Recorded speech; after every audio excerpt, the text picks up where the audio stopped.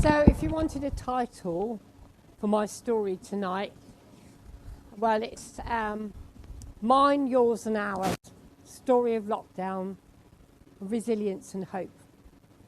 And I think that we all learnt a lot from lockdown. I'm just going to share you a little bit about my experience. I do have it written as a story, which I sent off to Touch Network, and they asked me to come and speak. I'm keeping my notes with me because I don't want to go off tangent and bore you to death and have you all looking for the exit.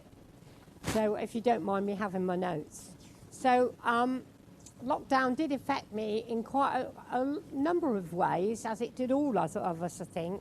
I think my husband and I got a lot closer. I think it's because I'm usually chasing around really quite at a frantic pace doing the charity work, going here, there and everywhere, and suddenly somebody said stay at home.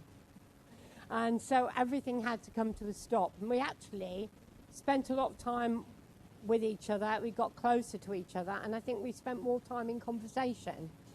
We went for a lot of walks. Well, it's the only thing you could do, wasn't it? The one thing you could do was go for a daily walk. And because you see, a lot of my life I was, very busy with the charity. I spent a lot of time swimming and doing aqua, and of course all that was stopped because all the swimming pools closed. And while he walked the dogs, so we didn't spend that time together. So spending more time together was really good. We're both Christians, and we also spent quite a lot of time praying, thinking about the world situation, not just the pandemic, but things that really concerned us. And we had some really good prayer walks, didn't we? And the dog got a lot of exercise. I think sometimes the dog used to look at, not going out again, are we? Because the one thing you could do was walk a dog. But we noticed how much quieter it was out there. There was no planes in the sky. You could hear the birds sing. The air felt fresher, didn't it? I've got chronic bilateral lymphedema. You might notice that my walking's not that good and my balance isn't too wonderful. It's getting better. But I did a lot of swimming because of my lymphedema, and that was a challenge for me, not being able to go swimming. So I learned to do a lot more walking, and so that's something I really got out of lockdown. And I'm a crafter, so if you're looking for time, to fill, being a crafter is a good recommendation, I can say. I actually found how to video myself. I went and bought one of these fancy things that I fixed it to my chest of drawers in the sunroom, and then videoed myself actually doing a card making technique and put it on Facebook. I was ever so pleased with the results. I was really chuffed with myself and doing a little movie. So I did that.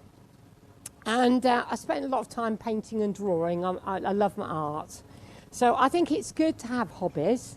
I think a lot of people discovered new hobbies or rediscovered old ones. I certainly did. So the weather, I remember the weather in that first April was quite hot.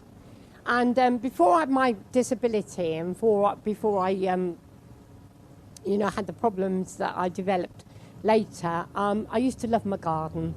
And hadn't grown anything for years because I just couldn't get up and down in the garden. I couldn't bend over, and if I bent over, I'm worried about falling over. So I decided, I want to go gardening again. Thank God for Amazon, because I ordered great big, they must have been actually when the guy delivered it, he thought, oh my God, what she ordered here. Great big wooden trough I ordered, and that got delivered. And so I ordered a load of plants and started seed sowing and really regained my love for gardening. And I had to conquer the block with technology. Did anybody else have to conquer the block with technology? I freaked out on the second day of lockdown. We locked down on the Monday afternoon, didn't we? On the Monday the 23rd, I think it was, of March. And on the Tuesday, I had a panic attack. I thought, my mobile phone doesn't work. None of the internet works. Well, I can't get in touch with anybody. My phone's not working. Internet's down. Panic. So anyway, I learned, like a lot of us, to deal with technology and actually embrace it. And I'm so pleased that I learned how to do Zoom. Do we not all love Zoom now? Well, maybe we don't love it, but we've learnt to use it. So as part of this time, I actually met a lady called Kim Furnesh, who runs Instar Coaching, psychology, positive psychology, and I did a course with her online, and that was brilliant. And the one thing I would say I got from that was to learn to be much more self-compassionate. I'm a really good person for actually giving myself a lot of stick, and I guess a lot of us are like that. So I wasn't very self-compassionate, and I learned on this course to be more self-compassionate. So we did this course over Zoom. I'm a singer. I do natural voice choir, and with Blue Sky, we met up over Zoom. Now that's an interesting thing. Have you tried singing all together on Zoom? You have to be muted. You have to learn to mute, and you sing to yourself in your own bedroom. So that's okay, because actually, if you can't sing very well, nobody can hear you anyway, so that's fine. But that was fun, doing singing over Zoom. And my husband also learnt how to use Zoom. At the beginning, I had to log on and do it all for him, get it all ready. And then he sings with the Salty Sea Dogs. He's one of the sea dogs. So he sings sea shanties. We realised how church friends they meant to us as well. So we're part of the church locally. Our online services became quite meaningful, and we started an online fellowship over coffee. And I will say that, actually, that was one of my ideas, because it went on for a few weeks and that. And I said, you know what, we ought to have, why don't we meet up over coffee, over Zoom and have coffee together? And I found that we talked to each other a lot better than we did when we were at church. We actually listened to people a lot more, perhaps in a more intimate way. I do preach at my church. I found it quite an interesting and surreal experience going to the church to record the service and preaching into a mobile phone that was in front of me. It's quite strange, really, but that was fun. So we did online services. We could. We went out in the open air. When you could actually meet up, you could be in the open air, we went outside, and we were one of the first churches in Southampton to meet up again. And so we met up in our locality. I don't know what some of the people locally, I think they quite liked it. I think some of them probably didn't like it. But hey-ho. And we gained people as well. So some people came along and they found it quite interesting, and they just sort of came along and joined in at the back and then became part of the community. So I think appreciating each other and having that time together and just knowing that you could meet a friend and have a cup of tea, albeit at a distance. So when we were worshipping outdoors, it was brilliant. I thought I love it in the open air. I wish we were outdoors now because it's so hot. One memorable event I've got is our Christmas event, where people dressed up as characters, either Christmas characters or characters of the Bible, and we took a float around the whole neighbourhood playing Christmas carols and songs, and we gave out things for the Christingle. We would normally have a Christingle service where 150 people would turn up, where you'd make the thing with the orange, and the candle and everything. So we gave people little bags with it in, and they made their own. So that was brilliant. So when we came out of lockdown, we had a wonderful time meeting up on the common with Blue Sky and singing in the open air. That was fabulous. And then another thing I remember is going down into the town and singing Christmas carols in the street. And people were just coming and listening, and it just lifted people's spirits after all what we've been through. So then the charity, I'm very proud of our charity throughout lockdown, because throughout 2020 and 2021, even when the restrictions eased, we continually adapted. Within 10 days of lockdown, we had a virtual service up and running, and we had 2 or 3 meetings a day. We ran a course called Time to Thrive, Thriving Beyond COVID, with Esther Risdale, a good friend of mine, and that was brilliant. We also did positive psychology on a Saturday, part 1 and part 2. Our sports worker met up with people one-to-one to begin with, when we were only allowed to meet one person.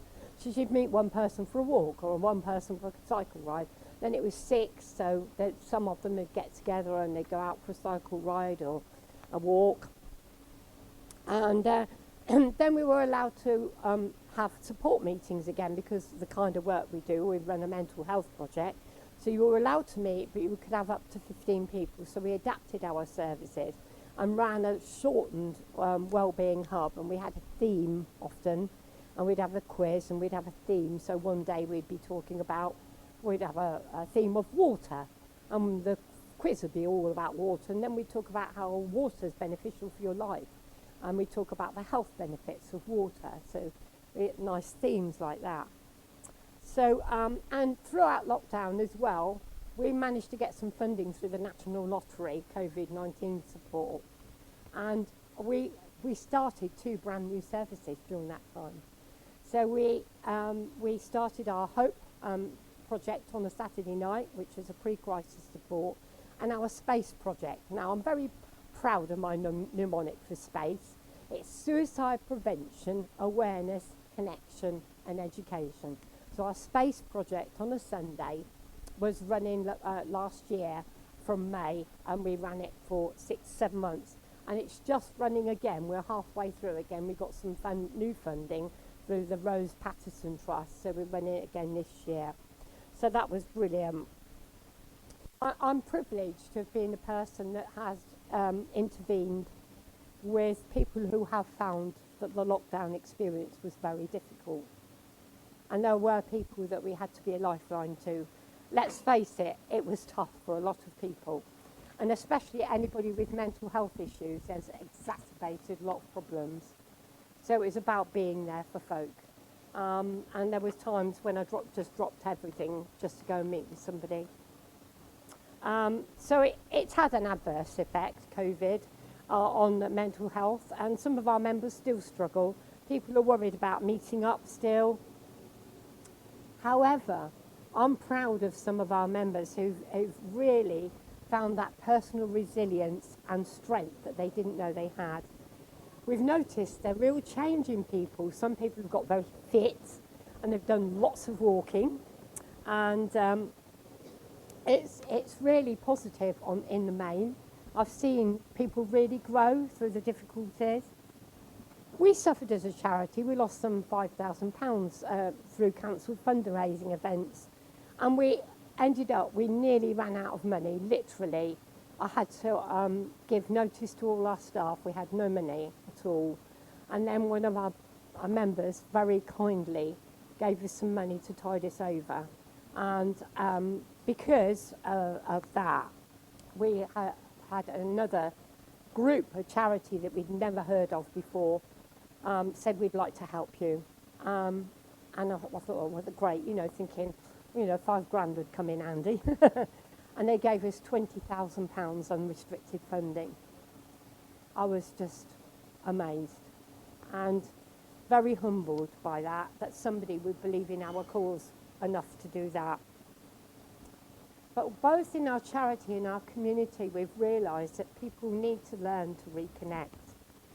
People are still resistant or reticent, I would say, not resistant, reticent about meeting up sometimes. And we've gotten used to being on our own. We've forgotten what it is like to actually get together and really communicate and be together. We need to build that again. So we restarted our art club at the end of last term. I started this art club 14 years ago.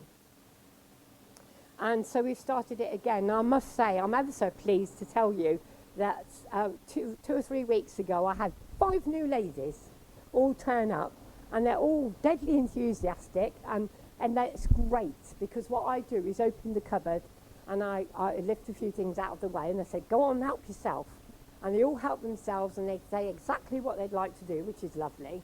So they'll come in and say, oh, we want to do mosaics or we want to do card making. That's great for me because it just means I can get on with what I want to do. And so that's brilliant. So we're looking forward to having our first visiting speaker to do a workshop. Little plug if anybody's interested, end of the month, we've got a wet felting and stitching workshop. So I just say I believe that the people have lost the art of reconnecting in many ways. For this reason, I'm very proud to have become part of the storytelling course, and I'm now proud to say that I'm a storytelling champion. And I want to embed storytelling into the life of our charity. I want to change the script of people's lives and actually have them telling those stories of resilience and hope. Not about what's gone wrong, but what's gone right. Let's tell each other a bit more about what's gone right. And let's show that we can actually be really resilient and hopeful people. Have we not proved that through lockdown? And I believe we have. And let's not forget those lessons that we learned. I believe that storytelling will be the key to our community and our charity. And as we reconnect with one another and rebuild our personal and community lives. Thank you for listening.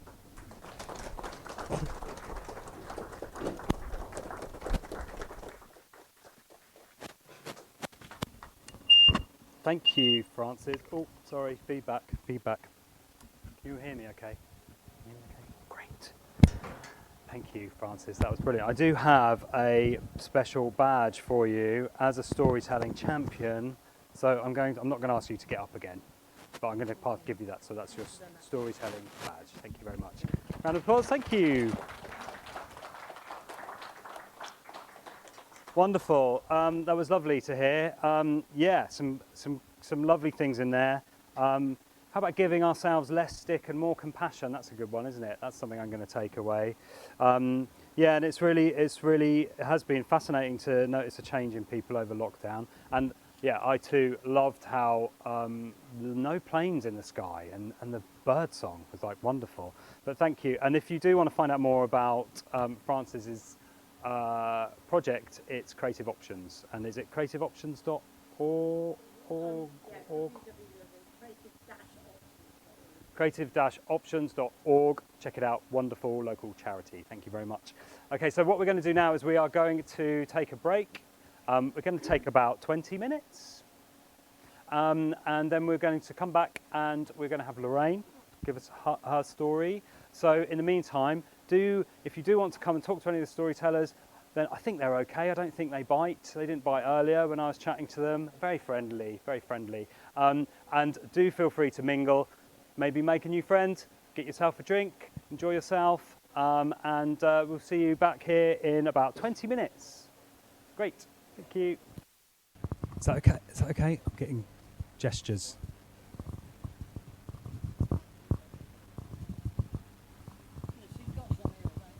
And she's quite close, you can hear me. You can hear me all right, can't you, Frances? Yeah. Okay, welcome back. It's so quiet in here, you're all so attentive, it's amazing. Right, before we get started, I just want to hand over to Sophie. Is this okay, the mic like this? It's not too close or anything? No? Is it okay? It's okay? Yeah, great. Okay. Right, I'm going to pass the name. So we just wanted to say a particular thank you to this very special venue, which is not just an event venue for us. Traego's really been a really good friend to Touch for a really long time. Since way before I started working for Touch, I think Debs, who founded Touch, used to come in here for coffee and got to know the Traego staff. We've had Traego staff speak at our events. They've supported us by raising some money for us over the last couple of months. I'm told we counted out all the coins today and we have raised £339 plus some euros. So I'd like to invite Jamie, the manager of Traego, up to get a couple of our window stickers and some badges for your staff, just as like a little token of our thanks for all your generosity. And Jamie has also said that portion of the money from the drinks sold tonight will also go to Touch. So get that extra glass of wine, cup of coffee. Yeah, thank you, Jamie. Thank you, Trago. Thank you. And yeah, it's funny, when I first met Debs, it was in here, I think. Yeah, I've had quite a few meetings in here thinking about it, about Touch Network. Great. Okay, so are we ready for our next storyteller? Yeah, good. Yes, great. Are you ready? Yeah, brilliant. I will. You probably didn't hear that. It's probably best you didn't hear that. I will do in a minute. I'll be turning you on shortly. So next up we have Lorraine. Couple of little film recommendations from Lorraine.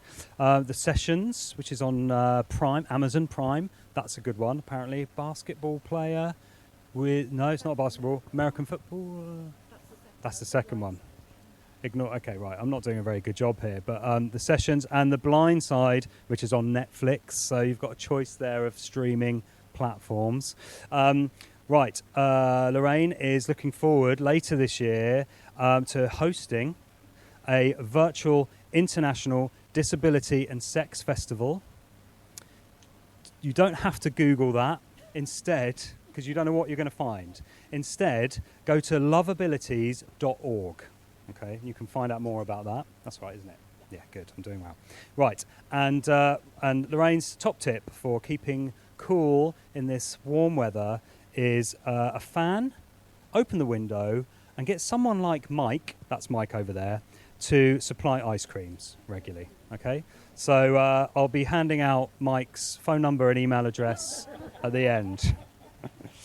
Okay, so can we please have a warm round of applause for Lorraine?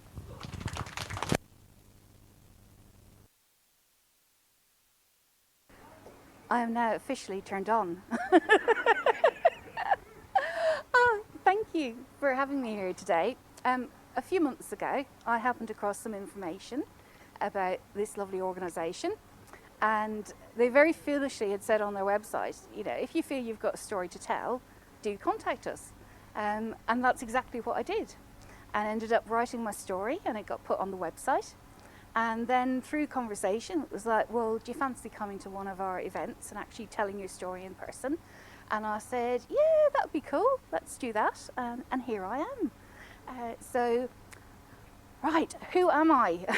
My name's Lorraine Stanley, and I am your friendly neighbourhood sex goddess. That's my sort of subtitle. And I used to be an aerobics instructor way back when. And it was my early 30s. I was teaching 9 aerobics classes a week, really enjoying my new business because I'd taken on a franchise for a diet and fitness organisation. And just moved house, 2 young kids, hadn't had time to sort out any aerobics instructor cover, and I got hit by a flu bug, a virus,